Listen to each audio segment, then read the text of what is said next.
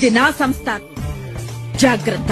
కమ్ముకొన్నా చీకట్లోనా కుమ్ముకొచ్చే వెలుతురమ్మా,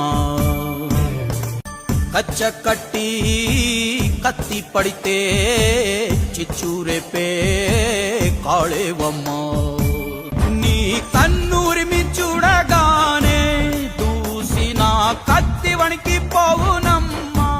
నువ్వు పలికేదే తిరుగులేని వేదం, నువ్వు చేసేదే ఎదురులేని చట్టం. ఓర్పులోన ధరణి మాతవమ్మా, తీర్పులోన ధర్మమూర్తివమ్మా.